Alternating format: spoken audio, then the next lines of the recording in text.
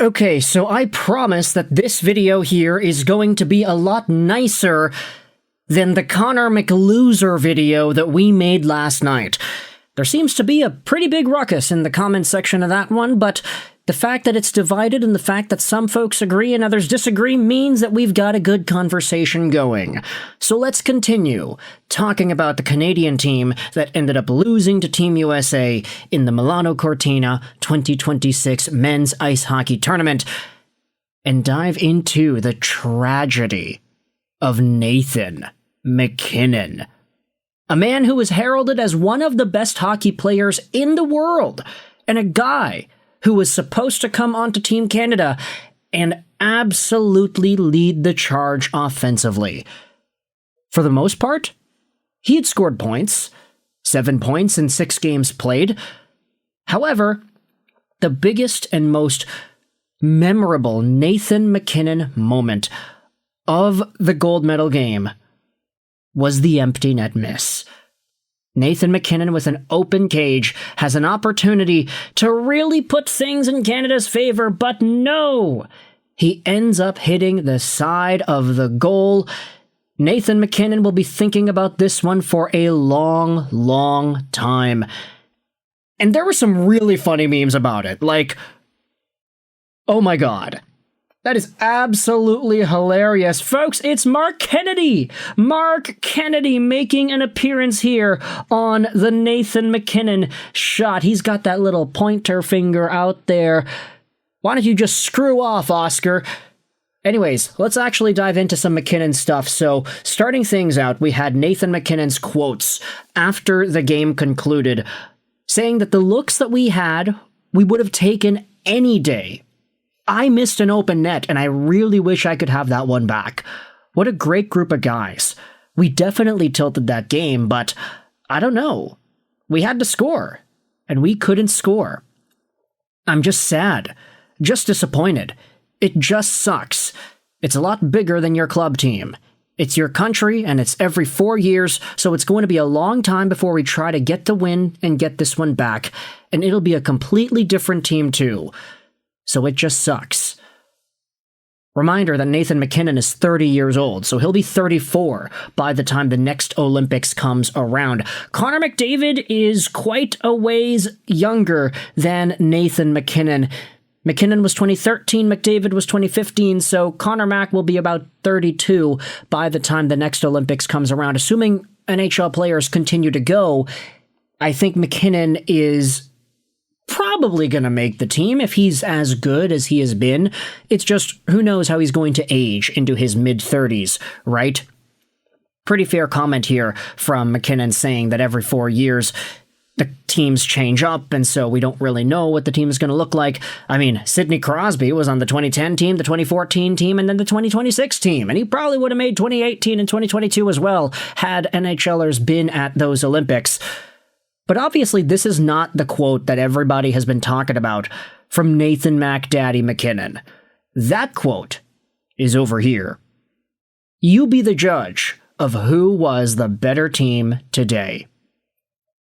And I know I made my YouTube video earlier yesterday, all the way in the AM, saying that Canada was the better team, that they had more chances, they had more shots, they had more possession, they had more. There was a missed call on Team USA that didn't go Canada's way in the last few minutes of regulation before the Sam Bennett 4-minute double minor. I said all these things, and a lot of folks in the comments were saying, yeah, well, guess who won? Team USA won. Doesn't matter if you should have won. You didn't win. And that's a very fair perspective. Puck don't lie, the score don't lie, the medals don't lie. Team USA won the gold. I am not going to dispute the fact that that happened.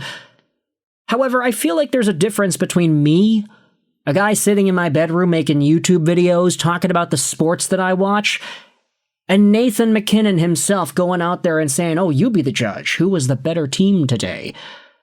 This quote, isolated, taken out of context like this, does seem just like really big sour graping, and I know that for my behalf, it's kind of hypocritical for me to say this, but I feel like for the athletes that actually play the sport, it does feel a little bit different to see them making the same excuses versus, I don't know, a fan like me or a fan that I'm friends with going out to the bar and talking about this game with, oh yeah, Canada had so many chances, they just couldn't bury it. Yeah, right? Like, they had all these opportunities, they couldn't score. They had all these great chances, but they just couldn't get it done and they lost.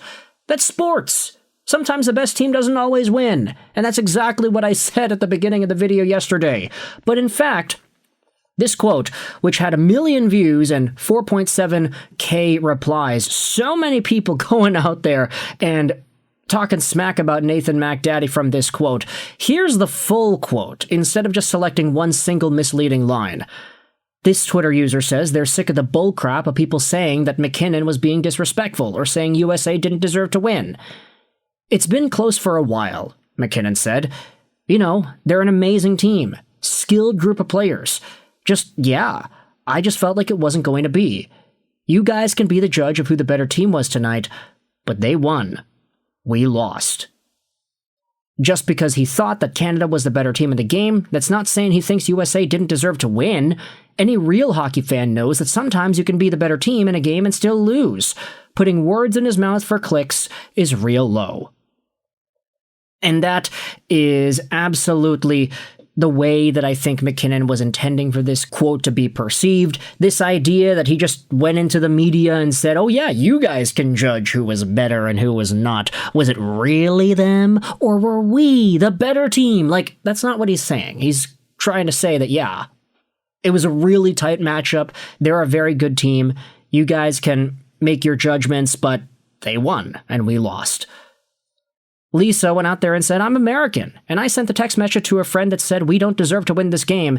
Everyone on this team should be kissing Hellebuck's behind. I see nothing wrong with what Nate said.